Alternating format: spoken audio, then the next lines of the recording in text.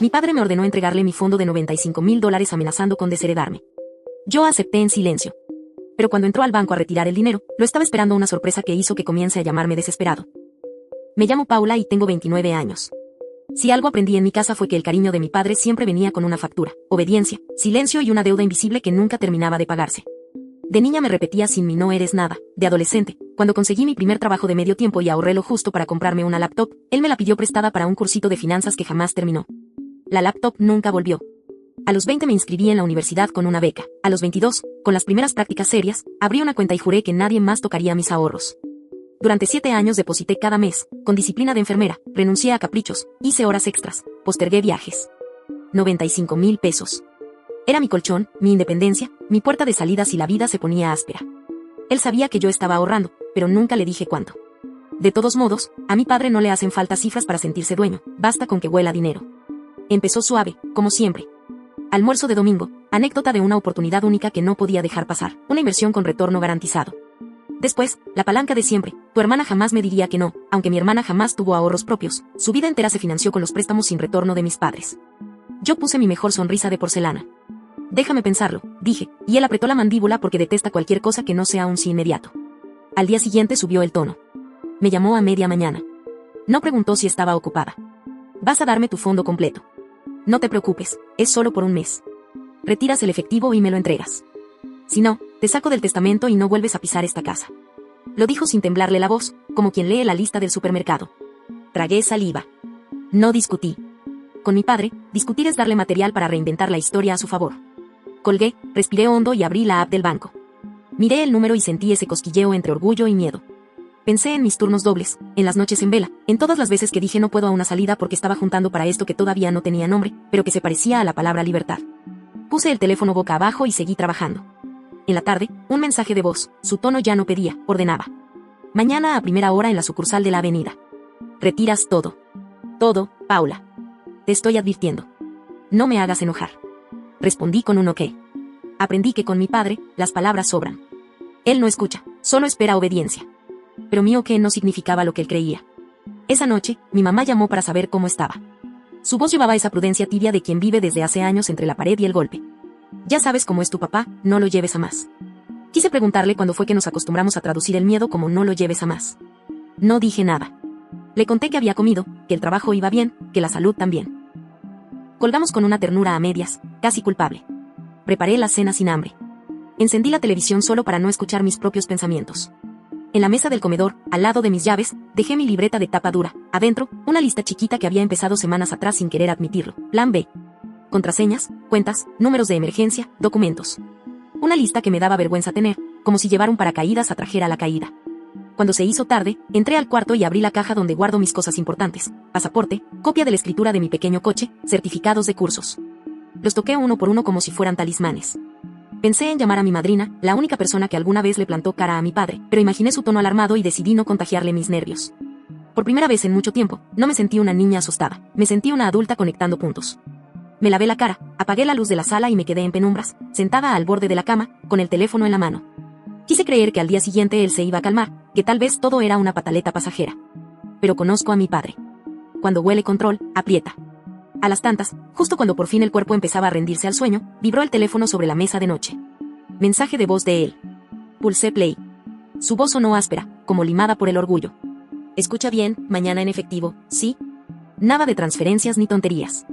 Retiras todo, me lo entregas en un sobre. Y te digo algo más, si te haces la lista, te saco del testamento hoy mismo. No me obligues a hacerlo, Paula. Tú me debes. No sé describir la mezcla de náusea y claridad que sentí. Ahí estaba, en una cápsula de audio, el guión de los últimos años condensado en menos de un minuto, la amenaza, la coerción, el me debes. Lo escuché 2 veces más, no por morbo, sino para clavar cada palabra en la memoria. Guardé el audio, le hice copia, lo subí a la nube. Luego abrí el chat y le respondí con 2 palabras que lo desarmaban y me protegían, de acuerdo. Me quedé inmóvil, mirando el techo. El departamento estaba en silencio. Afuera, la ciudad respiraba con ese ruido bajo que uno solo oye cuando intenta no pensar. Mañana, me dije, no vas a presentarte sola. Me levanté, fui a la cocina y marqué con lápiz el reverso de un sobre. Escribí nombres y una flecha. Abrí la libreta, añadí 3 líneas nuevas a ese plan B que me miraba desde la tapa, audios, capturas, fechas. Cerré todo, apagué la luz y regresé a la cama con el corazón muy despierto.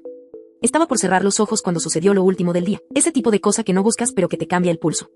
Alguien dijo mi nombre desde el pasillo común, 2 golpes suaves en la puerta, una voz conocida, la de Lucía, mi vecina del 4B. Paula, perdona la hora, vi a tu papá hoy en el estacionamiento, estaba preguntando a qué hora abren tu banco, ¿todo bien? Abrí. Lucía sostenía una bolsa de pan recién horneado, olía a levadura y a hogar, ese aroma que a veces envidio. Sonreí con un gesto chiquito, el que uso cuando no puedo decir la verdad y tampoco quiero mentir. Todo bien, Lu, dije. Mañana te cuento. Cerré la puerta despacio. Me quedé de pie en la oscuridad un segundo más, con la frente apoyada en la madera, y supe sin sombra de duda que ya no iba a ser la hija que entrega y calla. Iba a ser la hija que prueba. Y mañana, en el banco, la palabra de acuerdo significaría algo muy distinto para cada uno. Dormí a saltos. A las 6 ya estaba sentada en la mesa con un café frío y los audios abiertos, los chats impresos y un sobre manila con todo ordenado por fecha. Pegué en la primera hoja un post-it que decía cronología. No era para nadie más que para mí, necesitaba mirar mi miedo como se mira un mapa, con principio y final. Salí temprano hacia la comisaría. El aire de la mañana tenía ese olor metálico de los días en que algo importante va a ocurrir. En la ventanilla de informes me atendió una mujer de ojos cansados y voz firme. Le dije que quería denunciar amenazas. No me preguntó por qué ahí ni por qué hoy.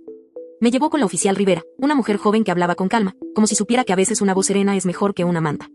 Cuéntame desde el principio, dijo, abriendo una libreta. Le mostré el teléfono. Reproduje el último audio, el de la noche. No exageró el gesto, no me compadeció, tomó nota. Luego los mensajes, el me debes, el todo en efectivo, el te saco del testamento. Cuando terminé, sentí que mi garganta ardía como después de haber corrido. ¿Él te citó en el banco? Preguntó. Asentí. Bien. Vamos a hacerlo en sus términos, pero no vas a estar sola. ¿Puedes confirmar con él que lo verás a primera hora? Hizo comillas en el aire con los dedos. Nosotros coordinamos con la sucursal para que todo quede registrado. Tú no confrontas. No discutes. Si él repite lo que ya tenemos grabado y va por el dinero, nos das el tiempo para entrar. ¿Y si cambia de idea? Pregunté. Entonces cambiamos nosotras. Lo importante es la presión que ejerce. Eso ya está en tus audios. Me pidió que relatara contextos, episodios anteriores, ese me debes que en mi casa era moneda. Hablé de veces viejas y de silencios. Al final, firmé la denuncia.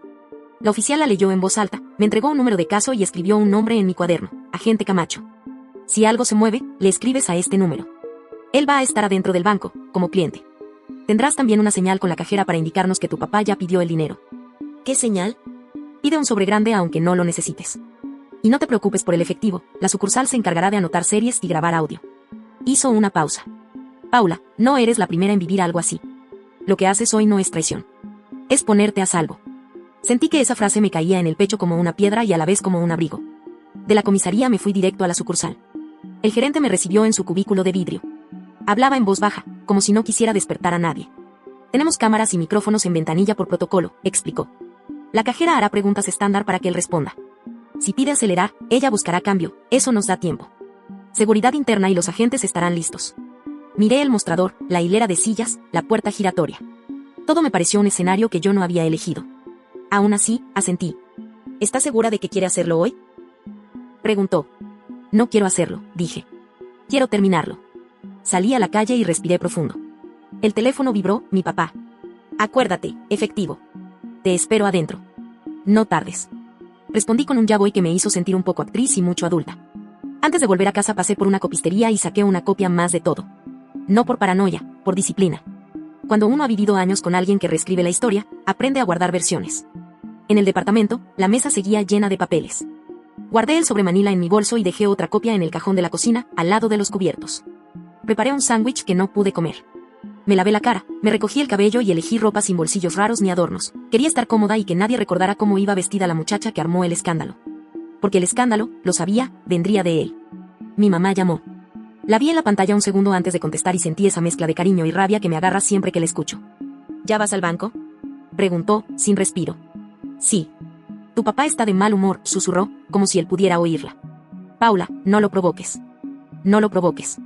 Todavía no sale así el reflejo. Me mordí la lengua. Mamá, solo voy a hacer un trámite. Hubo un silencio que me dolió en los oídos. Te llamo después. Corté. Abrí el chat de la oficial Rivera. Voy saliendo. Ella respondió con un pulgar y el número de la cajera que me atendería, Mariela. El agente Camacho. Entramos como clientes a los 10 minutos. Tranquila. Tomé el bolso.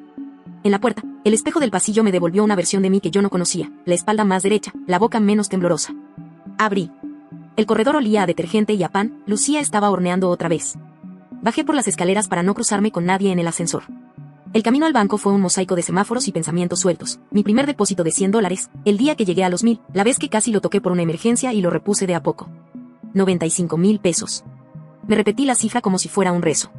No por el dinero, por todo lo que significaba. A 2 cuadras, el agente Camacho me escribió: estoy adentro. Gorra azul, mochila negra. No me mires. Quise reír y llorar a la vez. Respondí con un ok. No iba a mirarlo. Esa era la regla. Me detuve en la esquina. Di media vuelta. Respiré. Crucé la calle. La puerta del banco se abrió automática y el aire acondicionado me golpeó los brazos. En la fila, 2 señoras comentaban algo de las comisiones. Un niño miraba el techo como si las lámparas fueran naves. El reloj digital marcaba una hora que no voy a escribir, porque no quiero recordar este día por minutos, sino por decisiones. Entonces sonó el teléfono. Desconocido. Contesté. Señorita Paula, habla Mariela, la cajera. Ya estoy en mi puesto. Todo listo. Cuando llegue vaciló, su familiar, pida el sobre grande, ¿de acuerdo? De acuerdo, dije. Colgué. Di un paso. Otro. Y lo vi a través del cristal, mi padre, ya adentro, inclinado sobre una mesa alta, escribiendo algo en un formulario con esa letra apurada que siempre usó para cerrar asuntos. Llevaba su saco de lana gris, el mismo de los cumpleaños, y esa expresión de hombre seguro del mundo y de sí mismo. El estómago se me apretó. No estaba solo. A su lado, con el bolso cruzado al cuerpo, estaba mi madre. No me buscaba con la mirada. Miraba el suelo. En la mesa, junto a la mano de él, vi algo que no esperaba ver, un sobre ya abierto, y dentro, un papel con mi nombre, subrayado 2 veces. No me hizo falta acercarme para entender de qué iba. Él había traído su propio papel. Una constancia para que firmara que el dinero era un préstamo voluntario. Me quedé congelada un segundo.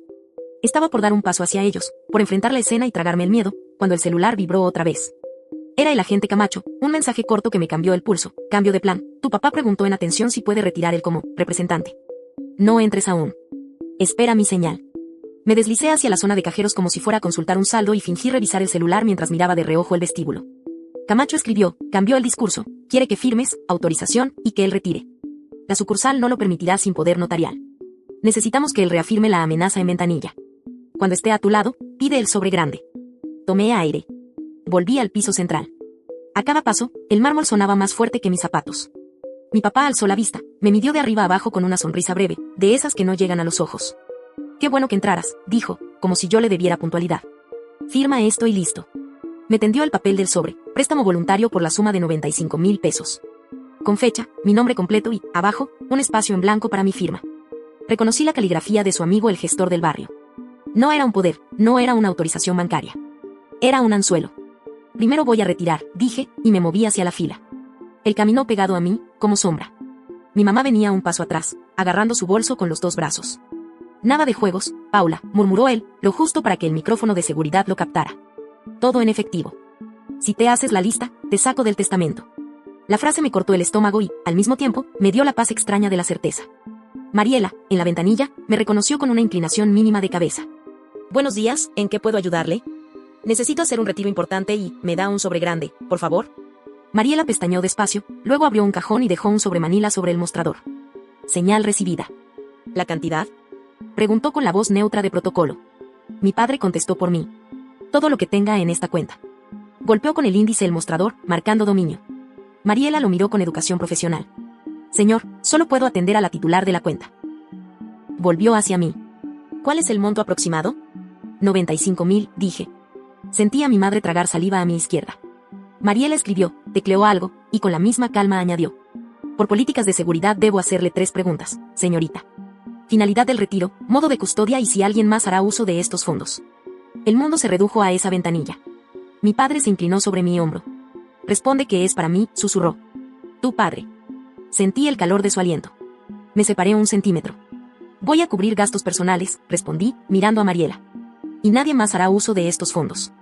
Mi padre soltó una risa seca. No vengas con, se contuvo. Miró a Mariela. Soy su padre. Esto es un préstamo familiar. Comprendo, dijo Mariela sin molestarse. Señorita, ¿desea firmar algún documento de préstamo? Hoy no firmo ningún papel, contesté. El papel de su sobre quedó a medio camino entre su mano y la mía. Lo retiró con un chasquido de lengua. El silencio que siguió duró lo justo para que yo oyera el clic del conteo automático en la bóveda.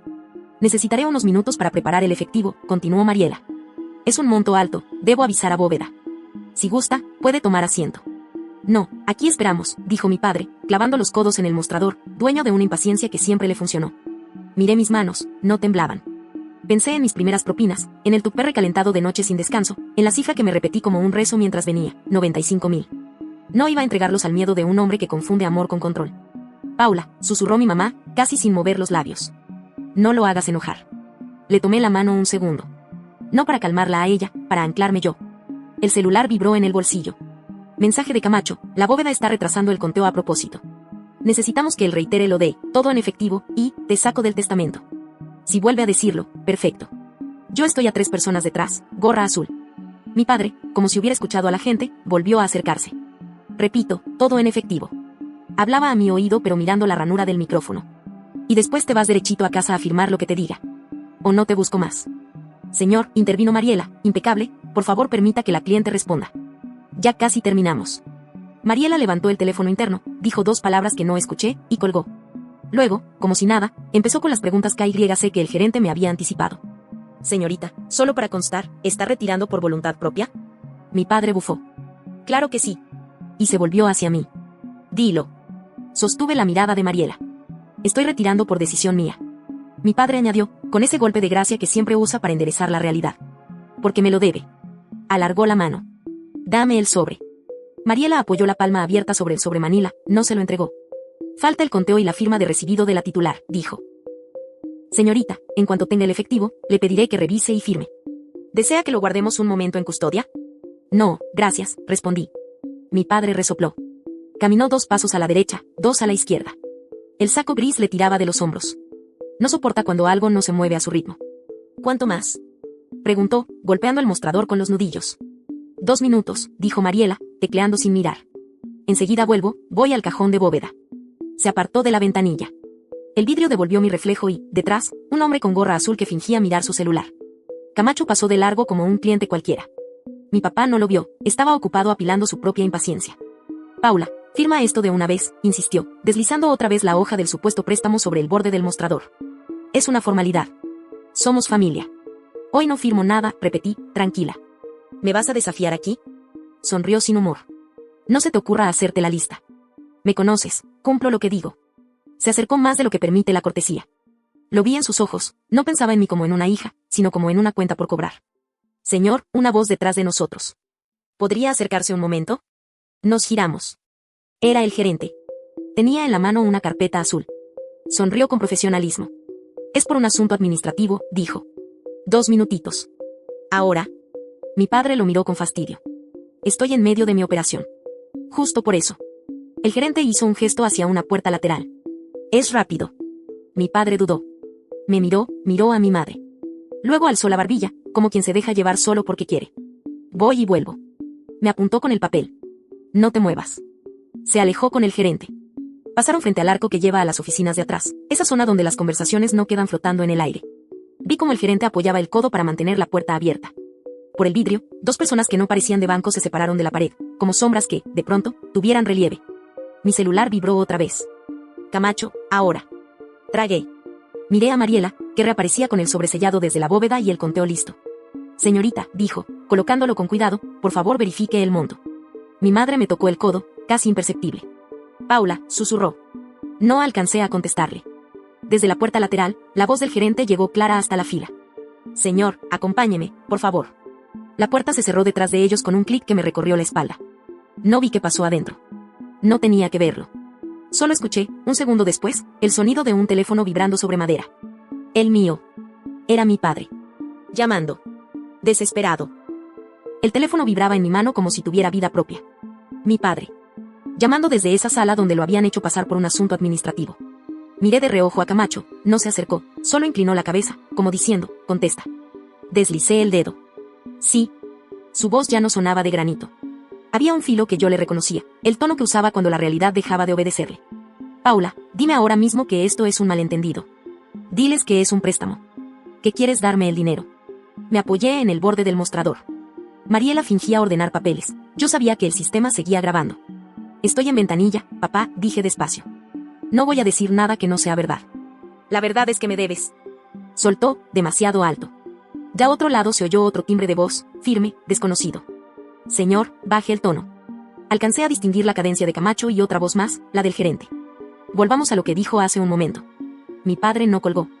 Siguió hablando, más rápido, como si quisiera sobrepasar cualquier límite. Paula, no te conviene esto. Haz lo que te digo, retira todo, me entregas el sobre y en casa firmas. O atente a las consecuencias. Te saco del testamento hoy. Lo digo en serio. Hubo un silencio denso, cortado por el zumbido del aire. Me oí respirar. En mi periferia, vi a mi madre mirarme por primera vez a los ojos desde que entré. Papá, contesté, estoy haciendo un trámite. Y voy a seguir las instrucciones del banco. Corté. No por valentía, por no dar lugar a más frases que luego me quisieran poner en la boca. Mariela se acercó con un formulario. Señorita, para cancelar la operación basta su firma aquí. El dinero no saldrá de su cuenta. Tomé la virome. Sentí el peso del plástico como si firmara algo enorme y, sin embargo, era solo mi nombre, otra vez en su lugar. La puerta lateral se abrió. Salieron 2 hombres con mi padre entre ellos. No iba esposado a la vista, lo sujetaban por los brazos, discretos. Él aún tenía el saco gris, pero ahora le quedaba grande. La cara se le había puesto de un color raro, como si todo lo que era seguro se hubiera despejado de golpe y solo quedara una mueca. Señor, dijo Camacho, ya sin disfraz de cliente. Está notificado por el presunto delito de amenazas y extorsión. Queda retenido para identificación y declaración. Todo lo que diga puede ser usado en su contra. Mi padre miró alrededor, buscando aliados entre desconocidos. La gente apartó la vista. Un murmullo corrió por la fila, ese rumor que hacen los extraños cuando la historia de otro se abre como un sobre en público. Mi madre dio un paso adelante. Oficial, por favor, su voz se quebró en la última sílaba. Camacho la miró con respeto. Señora, en la comisaría podrá declarar si lo desea.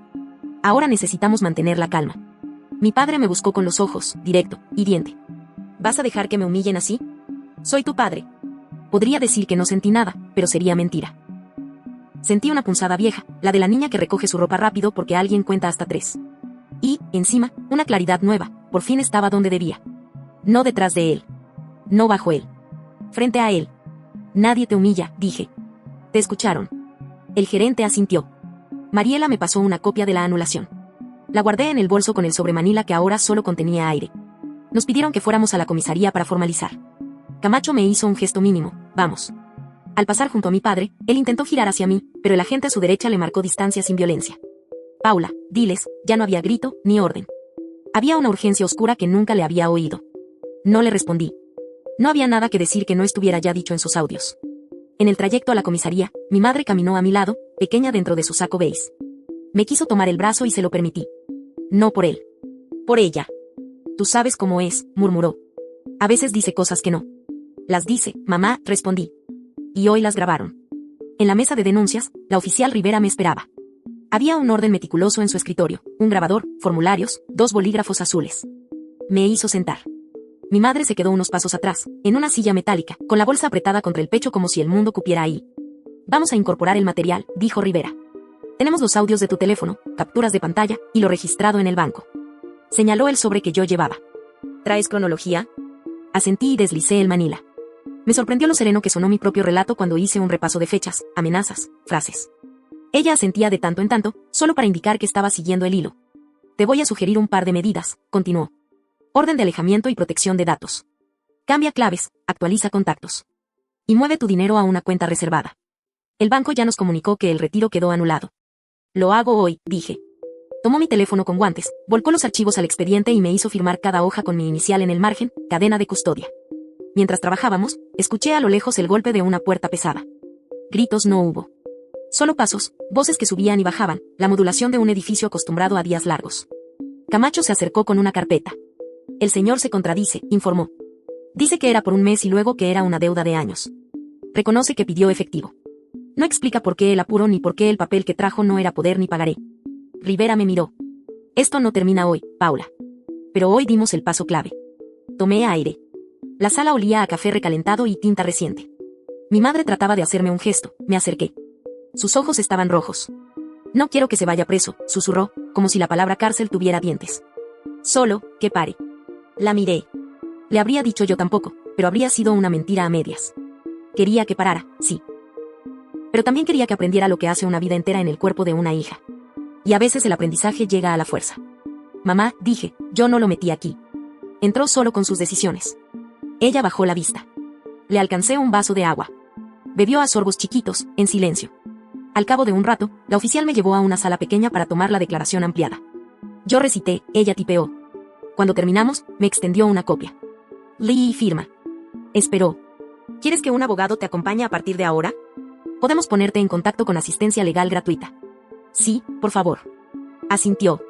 Se levantó y me dejó un momento sola. Apoyé la frente en mis manos. No lloré. Tampoco me sentí heroica. Solo agotada. La puerta se abrió de golpe. Camacho volvió, sin la gorra, con el celular de mi padre dentro de una bolsa transparente. Lo vamos a peritar con orden, aclaró. Pero entraron notificaciones mientras estaba en la sala. Alzó la bolsa para que yo viera sin tocar. Mira esto. En la pantalla, iluminada a través del plástico, saltaba un mensaje de un contacto guardado como Luis Gestor. ¿Te entregó el sobre? Sin duda, recuérdale lo del testamento. Mañana cuadramos lo de pasar la casa a tu nombre. Tengo el formato. Sentí un frío muy limpio subir por la espalda. No era sorpresa. Era la pieza que faltaba para armar el dibujo entero. Detrás del dinero de hoy había un plan más grande para mañana. Rivera entró justo entonces, vio mi cara y el teléfono en la bolsa. Lo anexamos, dijo. Y pedimos medidas por el tema de la casa. Asentí. Guardé mi copia de la denuncia en el bolso y me puse de pie. Mariela me había escrito avísame cuando estés bien, el gerente, ya está todo resguardado. Mi madre, en la silla, parecía haberse encogido. Te llevo, le dije. Asintió. Caminamos hacia la salida en un silencio que no era guerra, pero tampoco paz. Al pasar por el pasillo, escuché mi nombre. Paula. Era Camacho otra vez. Te van a llamar del juzgado en las próximas horas. Te avisamos cuando definan medidas cautelares. Y una cosa más, cambia tu ruta de regreso. No repitas hábitos hoy. Lo haré. Salimos a la calle. La luz era otra, como si el día se hubiera partido en dos. Mi madre se apretó el saquito beige y murmuró. No sé cómo vamos a vivir con esto. La miré a la cara. Y por primera vez en mucho tiempo, respondí sin pedir permiso a ninguna culpa. Vivir vamos a vivir mejor. Llegamos al borde de la vereda. Mi teléfono vibró de nuevo. Un número desconocido. Contesté. Paula. Habla la secretaria del juzgado de guardia. Su voz era precisa, sin adornos. La audiencia de medidas se acaba de fijar para esta tarde. Le van a notificar al señor. ¿Puede asistir? Miré a mi madre, miré el cielo, miré mis manos que por fin no temblaban. Sí, dije. Allí estaré. Y cuando colgué, pensé que la mañana había sido el final de algo. La tarde, lo intuía, iba a ser el principio de otra cosa, más grande que esos 95,000. Porque había una casa en medio. Y un gestor que firmaba formatos para borrar hijas del papel. El juzgado quedaba a 3 cuadras de la comisaría. Entré con mi madre del brazo y el sobremanila apretado contra el pecho. En la sala pequeña ya estaban Rivera, Camacho, el gerente del banco y Mariela. En un costado, mi padre, con un abogado que hablaba en susurros rápidos. No me miró al principio. Cuando lo hizo, trató de clavarme esos ojos con los que durante años me había enderezado a puro miedo. Esta vez no surtió efecto. La jueza abrió la audiencia con un golpe seco de lapicera sobre la mesa. Pidió el número de caso, el motivo de urgencia y las pruebas disponibles. Rivera expuso en orden, la denuncia, los audios del teléfono, las capturas, el registro de cámaras y micrófonos de ventanilla, el mensaje que entró al celular de mi padre desde Luis Gestor. Camacho añadió el informe del banco y la transcripción de frases clave, todo en efectivo, te saco del testamento, después firmas. Defensa, dijo la jueza. El abogado de mi padre habló de malentendido familiar, de préstamo no formalizado, de calentura del momento. Repitió familia tantas veces que la palabra fue perdiendo forma. Mi padre asentía con un gesto que yo conocía, el del hombre que cree que va a convencer a fuerza de repetir. Señor, preguntó la jueza, mirándolo. ¿Trajo algún pagaré, poder, documento que sustente lo que dice? Mi padre abrió el portafolio. Sacó la hoja que ya había intentado colarme en ventanilla, préstamo voluntario. La jueza la sostuvo en el aire como quien examina un papel en blanco. Esto no es un instrumento válido, dijo. Y aun si lo fuera, el contenido de los audios y la insistencia en el efectivo sugieren otra cosa. Miró a Rivera. ¿Hay más? Camacho pidió permiso y mostró, en la bolsa transparente, el celular de mi padre con las notificaciones preservadas. Mensajes de Luis Gestor que aluden a pasar la casa a nombre del señor, explicó. Hay indicios de un plan más allá del dinero. La jueza tomó nota. Hubo un silencio breve, ese que separa lo discutible de lo claro. Luego dictó, sin elevar la voz, las medidas. Se decreta orden de alejamiento a 500 metros respecto de la denunciante. Prohibición de contacto por cualquier medio. Prohibición de disponer, grabar o intentar transferir bienes de titularidad de la denunciante, incluida su vivienda. Se dispone protección policial para cualquier diligencia en su domicilio si fuera necesario. Se remiten los actuados a Fiscalía para investigar por amenazas y extorsión. Levantó la vista. Señor, la próxima vez que usted pronuncie consecuencias, sepa que no las decide. Mi padre intentó hablar. El abogado le puso una mano en el antebrazo. No le alcanzó. Es mi hija. Soltó. Eso es dinero de la familia. La jueza no se movió un milímetro. Es dinero de su hija. Y esta audiencia terminó. Nos dieron copias. Rivera me apartó 2 pasos y me habló bajito. Ahora, directo al banco. Mueves el saldo a una cuenta reservada y activas alertas. Luego, a tu casa, cambiamos cerraduras. Y bloquea a todo el mundo que no te sume. Asentí. Camacho se llevó a mi padre para la declaración formal. Yo acompañé a mi madre a la salida. En la puerta, se detuvo. Paula, dijo, como si el nombre le pesara. Yo no supe. No la abracé. Le tomé la mano. A veces eso es todo lo que se puede. Esa tarde hice lo que había que hacer. Transferí el dinero a una cuenta protegida, activé un tope de retiros, cambié claves, pedí clave dinámica, cerré accesos. Mariela me dedicó una sonrisita cuando me vio volver a su ventanilla. ¿Todo bien?, preguntó. Mejor que esta mañana, admití. Entonces sigues bien, dijo, y me deslizó una hoja con los nuevos datos. En casa, un cerrajero cambió el cilindro en 20 minutos. Cuando me entregó las 3 llaves brillantes sentí una calma rara, como si un objeto tan simple pudiera empujar de regreso a su sitio años de cosas corridas. Guardé una en el cajón, otra en el bolso y otra se la di a Lucía. Por si acaso, le dije. Ella me abrazó con olor a pan recién hecho y me dejó un budín envuelto en papel manteca. Parece poca cosa. A veces lo pequeño sostiene lo grande. Esa misma noche, violando la orden recién impuesta, mi padre me escribió desde un número desconocido. ¿Hablamos o hablo yo? Ya sabes con quién. No contesté. Le reenvié la captura a Rivera. 20 minutos después, Camacho me llamó. Estamos en tu edificio. ¿Puedes bajar? Bajé. En la vereda, patrullero encendido, mi padre al otro lado del capó, todavía con el saco gris y la boca apretada en una línea de furia. Me miró como si yo hubiera movido el planeta 2 centímetros para arruinarle el paso. Queda detenido por desacato a la orden judicial, anunció Camacho, sin adornos. Esa noche dormí como no recordaba. No por triunfo, por silencio. Los meses siguientes fueron un rosario de diligencias. Ratifiqué denuncia, declaré en fiscalía, entregué copias de todo lo que llevaba años guardando por si acaso. A Luis gestor lo citaron y, en 2 días, descubrieron lo que todos sospechábamos. No era gestor de nada. Tenía plantillas de acuerdos familiares, instrucciones para agilizar traspasos, y capturas de otras conversaciones donde enseñaba a presionar con herencias, testamentos y vergüenza. Le abrieron causa por coacción y ejercicio ilegal. Mi padre intentó la vía de siempre, minimizar. Dijo que eran formas de decir, que jamás me habría tocado un cabello, en los audios no había manos, había palabras. Pidió excarcelación. Se la dieron con condiciones estrictas. La violó una semana después, presentándose en la puerta del trabajo de mi madre para arreglarlo en familia. Camacho lo volvió a detener. Desde entonces, prisión preventiva hasta el juicio. El día de la sentencia la sala estaba fría. Me senté en la segunda fila con Rivera a mi derecha. Mariela atrasito, silenciosa. Camacho de pie, en la pared. Nunca pensé que un banco y una comisaría se convertirían en mi fila de seguridad. La fiscalía sostuvo extorsión en grado de tentativa, amenazas y desobediencia. No era una película, era un expediente con fecha, hora, voz y tinta. El juez habló sin adornos, culpable. 18 meses de prisión efectiva por el conjunto de delitos, probación denegada por la reiteración y prohibición de acercamiento por 3 años posteriores a la salida.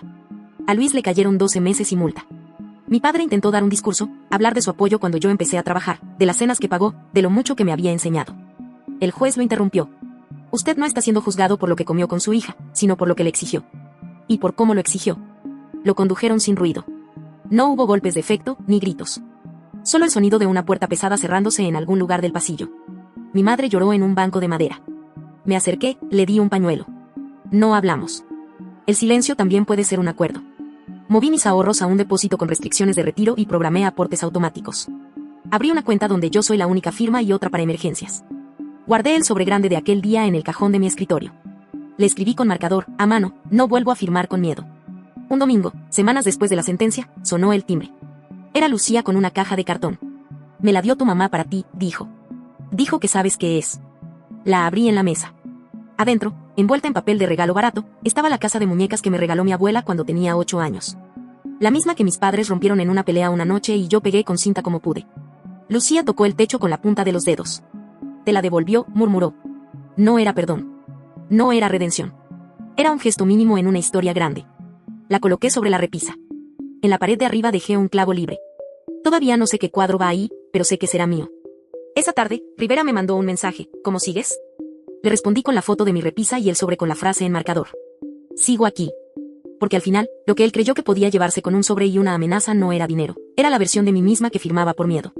Ese día, en el banco, cuando pidió todo en efectivo, pensó que saldría con mis 95,000. Salió con una causa penal. Y yo, por primera vez en mucho tiempo, salí con algo más pesado y más liviano a la vez, mi límite puesto en voz alta. No sé si algún día podré decir que esto me hizo bien. Sí puedo decir que, desde entonces, cuando el teléfono vibra y un número desconocido aparece en la pantalla, ya no siento que el piso se me mueve. Siento que puedo elegir si contesto. Y elijo. Elegí denunciar. Elegí creerme. Elegí cerrar una puerta y abrir otra. Elegí no pagar más el precio de una paz que solo existe si me quedo callada. Y aunque nada de esto se celebra, aquella noche brindé sola, con un vaso de agua, frente a la ventana abierta. A mi manera, por mí. Por todo lo que me costó llegar hasta acá. Por todo lo que, a partir de ahora, nadie me va a arrancar con un papel.